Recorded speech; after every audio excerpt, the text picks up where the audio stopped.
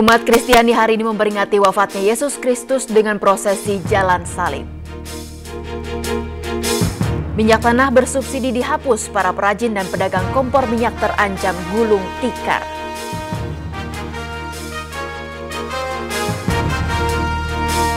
Halo pemirsa, kedua laporan tadi dan sejumlah laporan penting lainnya akan kami hadirkan untuk Anda. Saya Chantal Della Conceta. Inilah Seputar Indonesia.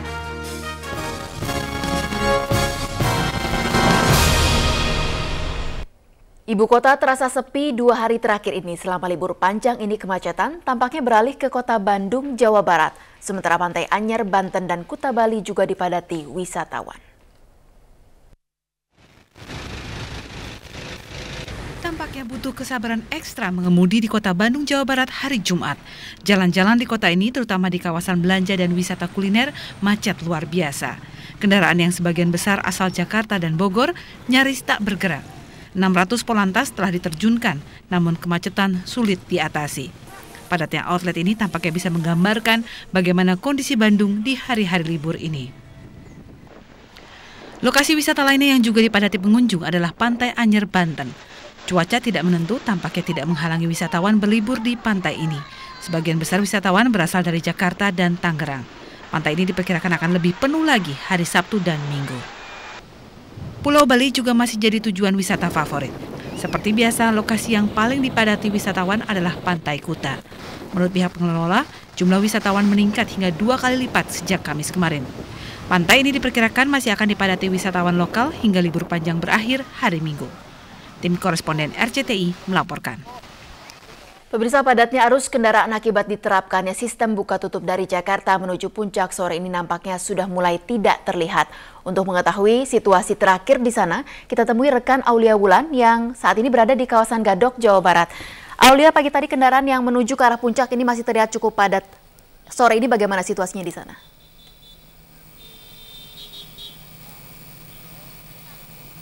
Ya, Aulia. Ya, Chantal, saat ini seperti yang terlihat di belakang saya, arus lalu lintas dari arah Jakarta ke Puncak dan dari arah Puncak ke arah Jakarta terlihat agak padat. Meskipun tadi pagi arus lalu lintas jauh lebih padat karena tadi pagi polisi juga telah memperlakukan sistem buka tutup, yakni pukul 9 pagi tadi dari arah Jakarta menuju ke Puncak.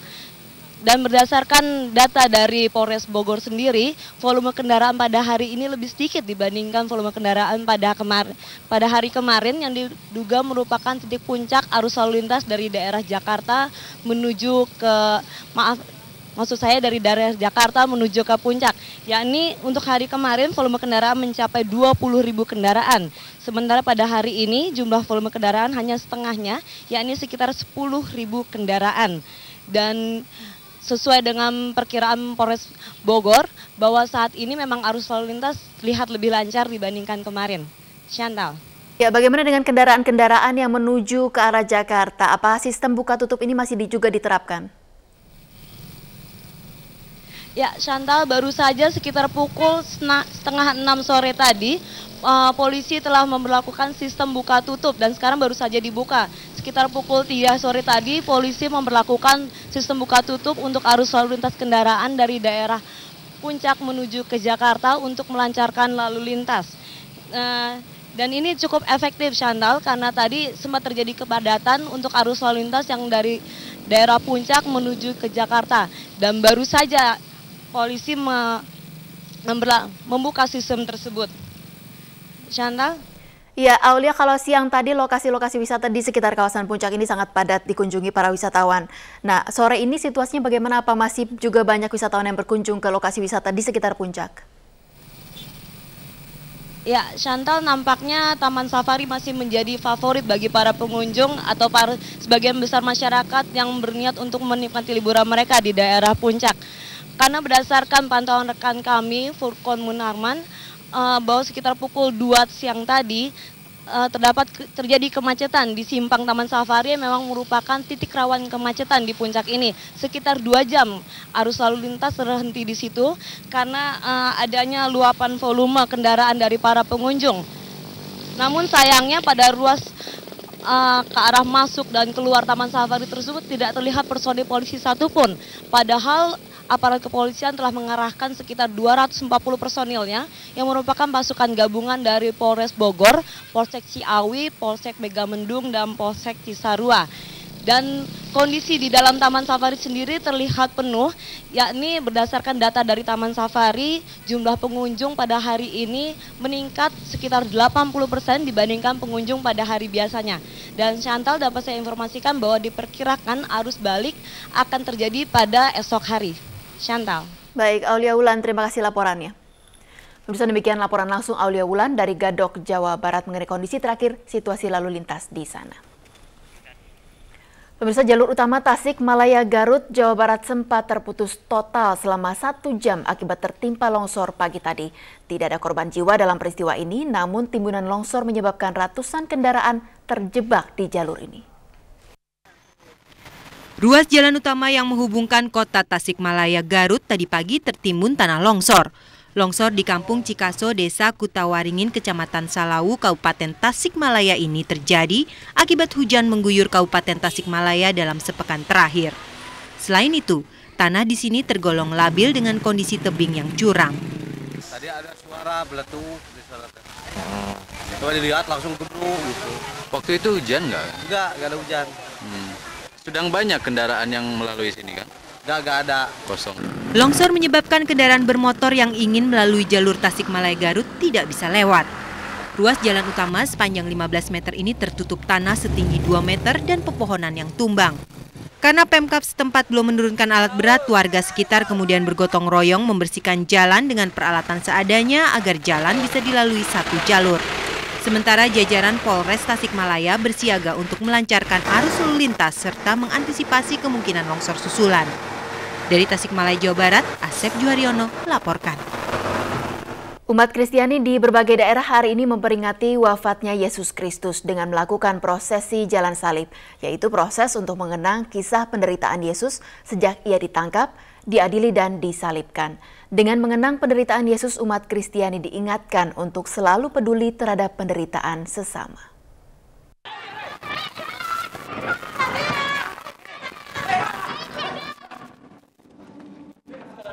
Kisah sengsara Yesus dimulai saat ia ditangkap oleh serdadu Romawi. Yesus kemudian diadili dan akhirnya divonis hukuman mati dengan dipaku di kayu salib.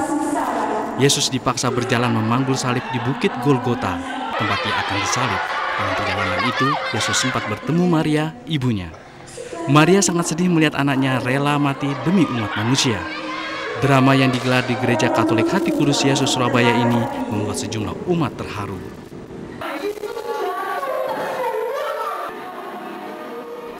Di Kediri, Jawa Timur, umat Katolik dari berbagai daerah mengikuti prosesi jalan salib di Gereja Pusarang. Mereka menempuh perjalanan di sepanjang hampir 1 km, mengelilingi 15 stasi yang menceritakan kisah sengsara Yesus Kristus. Mulai Yesus dijatuhi hukuman mati hingga bangkit kembali. Prosesi jalan salib merupakan bagian dari rangkaian peringatan Paskah. Dengan mengenang penderitaan Yesus, umat Kristiani diingatkan untuk selalu peduli kepada sesama. Perayaan Paskah tahun ini mengusung tema kesejatian hidup dan hubungannya dengan lingkungan. Tema ini sebagai wujud kepedulian gereja terhadap berbagai bencana alam yang terjadi akhir-akhir ini di tanah air. Tim Liputan RCTI melaporkan. Sementara seusai prosesi jalan salib siang tadi, ribuan umat Katolik memadati Gereja Katedral Jakarta untuk mengikuti Misa Jumat Agung sore ini. Meski demikian tidak tampak pengamanan ekstra ketat.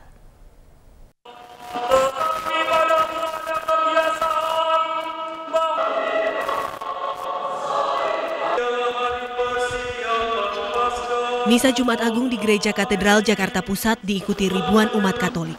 Sebagian umat harus rela mengikuti misa di halaman gereja karena kapasitas katedral tidak cukup untuk menampung mereka.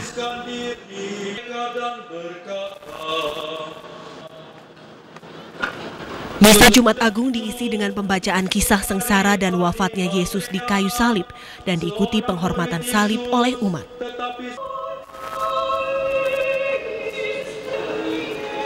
Aparat kepolisian menurunkan 185 personil dari Polres Jakarta Pusat dan Polsek Metro Sawah Besar untuk menjaga keamanan. Ijana Bagus Oka dan Yudi Harnanto melaporkan. Sistem baru bagi jemaah Haji Plus diprotes Biro Perjalanan Haji seputar Indonesia segera kembali.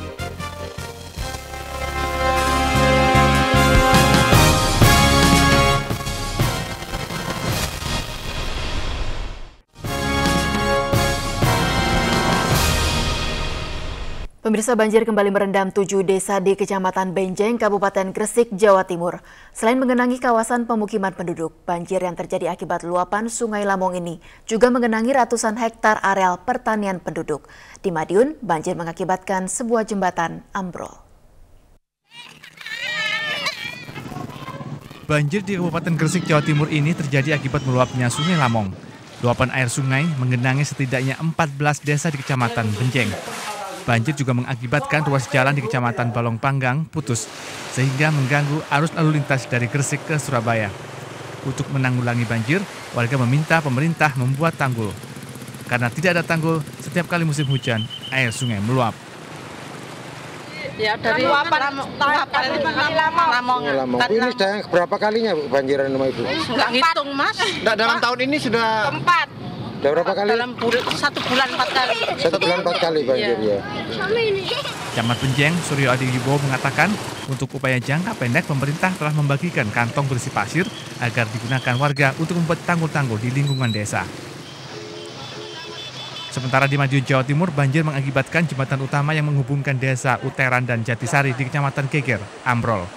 Ambrolnya jembatan karena tanah di bawah pondasi jembatan terkikis arus air, sehingga tiang jembatan tidak kuat menahan beban jembatan. Ambrolnya jembatan ini menghambat seluruh aktivitas warga, karena warga kedua desa harus memutar sejauh 5 km untuk melintasi sungai. Agus Ismanto dan Arif Wahyu Effendi melaporkan dari Gresik dan Madiun, Jawa Timur. Sudah hampir 10 hari banjir mengenangi 4 kabupaten di Provinsi Riau, namun hingga hari ini banjir tidak kunjung surut. Di Kabupaten Rokan Hulu, banjir mengenangi ribuan rumah, namun warga memilih tetap bertahan di rumah masing-masing. Selain itu, banjir mengakibatkan 4 sekolah dasar di Kecamatan Bonai, Kecamatan Kuntu Darussalam, dan Kecamatan 4 Koto diliburkan. Selain Kabupaten Rokan Hulu, 3 kabupaten yang masih terendam banjir yaitu Kabupaten Pelalawan, Kuantan Singingi, dan Kabupaten Kampar. Sejauh ini Badan Kesejahteraan Sosial Provinsi Riau mengungkapkan telah menyalurkan bantuan sekitar 20 ton beras. Namun sejumlah lokasi masih belum bisa dijangkau karena akses jalan ke lokasi banjir terputus. Kita ke informasi lain, pemirsa, apakah Anda termasuk salah satu calon jemaah haji khusus atau ONH+? Jika iya, bersiaplah menghadapi persoalan pelik karena Departemen Agama menetapkan sistem baru bahwa seluruh calon jemaah haji plus harus mendaftar lagi melalui kantor Depak Jakarta. Sistem inilah yang kemudian mengundang 200 lebih biro penyelenggaraan haji khusus berunjuk rasa ke Departemen Agama hari ini.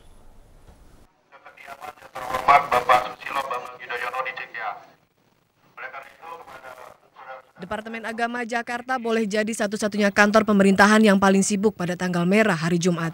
Tidak saja selama 2 hari ini membuka pendaftaran calon haji khusus atau ONH+, tapi juga kedatangan lebih dari 200 penyelenggara ibadah haji khusus. Para penyelenggara haji khusus ini memprotes sistem pendaftaran haji yang dibuka pada hari libur nasional. Tidak itu saja, sistem pendaftaran haji khusus ini otomatis membatalkan lebih dari 27.000 calon jemaah haji khusus yang sudah terdaftar selama ini di sekitar 212 biro perjalanan haji. Tidak ada yang salah dalam penyelenggaraan haji tahun selama ini. Sistem pendaftaran berjalan baik. Yang salah adalah tahun kemarin terjadi kelebihan kota. Solusinya adalah tambah kota. Tapi Menteri tidak pernah memberikan tambahan kota. Solusinya adalah kota, bukan sistem pendaftaran. Kami adalah perwakilan. Dalam SK Dirjen yang lalu disebutkan bahwa calon jamaah didaftarkan oleh PHK, bukan oleh jamaah sendiri.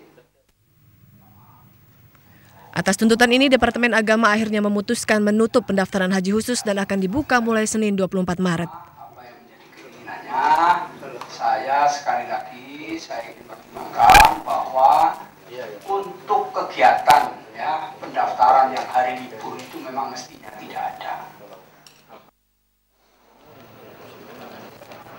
Sistem baru pendaftaran haji khusus yang dilaksanakan Departemen Agama pada libur nasional ini memang mengejutkan penyelenggara haji. Sampai kemarin baru sekitar 450 calon jemaah haji khusus yang harus tergopoh-gopoh ke kantor Depak.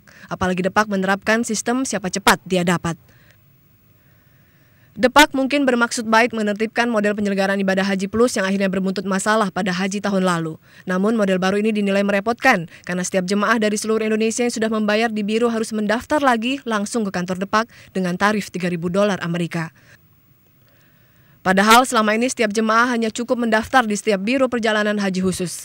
Persoalan haji khusus ini tampaknya akan semakin pelik karena 27.000 lebih calon jemaah haji khusus yang sudah mendaftar di biro kini harus bersaing lagi memperebutkan 16.000 kursi calon haji khusus yang sudah ditetapkan. Eko Budi Utomo melaporkan. Para perajin kompor harus menanggung derita akibat kebijakan penghapusan minyak tanah bersubsidi di Jakarta. Ikuti laporannya seusai jeda berikut ini.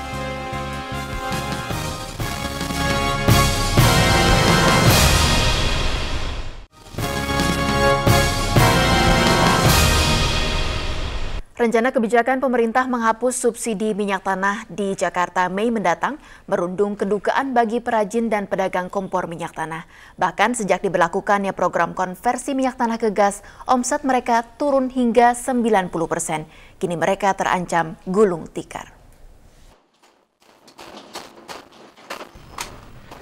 Dengan penuh ketelitian, Andi merakit kompor minyak yang menjadi sumber mata pencariannya. Sejak konversi minyak tanah ke gas, omset perajin di Jalan Dewi Sartika, Cawang, Jakarta Timur ini menurun hingga 90% atau 1 hingga 3 kompor per hari dengan keuntungan hanya berkisar Rp10.000. Padahal sebelum diberlakukan program ini, omset para pedagang di Cawang, Jakarta Timur mencapai 50 hingga 100 kompor sehari. Di tengah ketidakpastian, penderitaan perajin yang telah melakoni usahanya selama 15 tahun ini kian terpuruk. Tak hanya itu, Mei mendatang Andi beserta pedagang kompor minyak lainnya akan menghadapi kebijakan pemerintah yang berniat menghapuskan subsidi minyak tanah di Jakarta. Keberatan nggak, Pak? Hah? Keberatan nggak? Ya keberatan. Kenapa? Ya kan otomatis kita nganggur. Udah nggak bikin kompor lagi. Terus yang bikin, yang udah jadi nih, ntar buat apaan? Nggak ada yang ini beli. Sekarang apa gasnya turun ya omsetnya? Iya. Omsetnya turun berapa banyak, Pak? Ya 90% lah. 90%.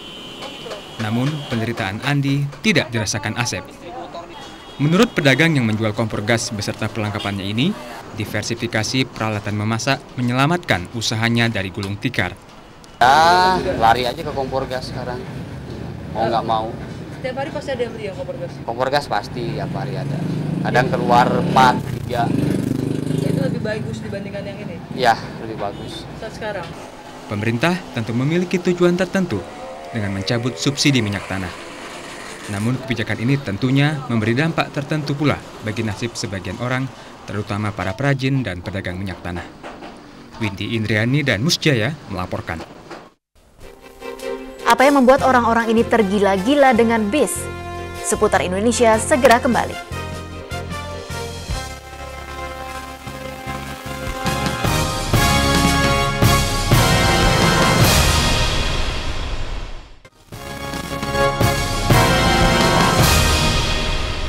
Pemirsa, hobi yang satu ini bisa dibilang unik atau mungkin sedikit aneh. Ada sekelompok orang yang hobi atau sangat gemar terhadap kendaraan bertubuh besar bernama bis.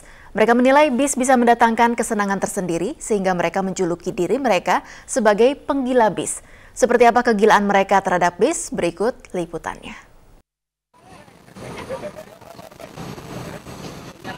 Bus antar kota antar provinsi sebagai alat transportasi sudah jamak kita ketahui.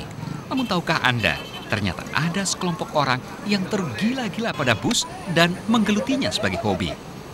Warna-warni grafis di badan bus nilai kelompok ini sebagai bentuk seni yang tak kalah menariknya dibandingkan sebuah lukisan. Pada awal mulai kami cukup risih dikatakan orang, wah ini hobi apa? Hanya hobi bis yang tidak ada junjungannya, tidak ada gunanya. Orang gila segala macam. Tapi kami maju dengan komitmen kami, dengan hobi kami, dan sampai sekarang pun sudah cukup banyak orang mengakui tentang keberadaan kami. Mereka bahkan menikmati kunjungan ke perusahaan karoseri layaknya menikmati objek wisata. Kecintaan mereka terhadap bus tidak tanggung-tanggung. Mereka juga membuat majalah yang khusus membahas tentang bus. Selain terminal bus, garasi bus antar kota menjadi tempat favorit mereka bertemu. Di sini mereka tidak hanya sekedar melihat lika-liku bagian mesin kendaraan bertubuh besar ini, namun juga sekaligus mencucinya.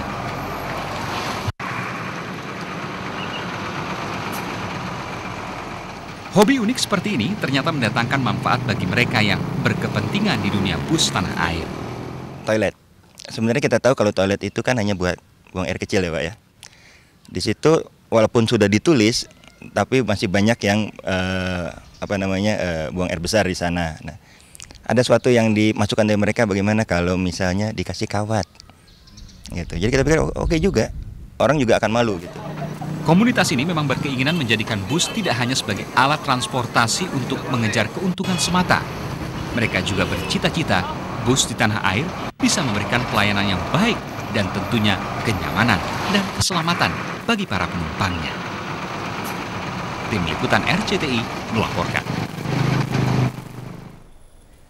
Seputar Indonesia 21 Maret 2008 berakhir di sini. Selamat menikmati libur panjang Anda. Saya Chantal Della Conceta. Sampai jumpa.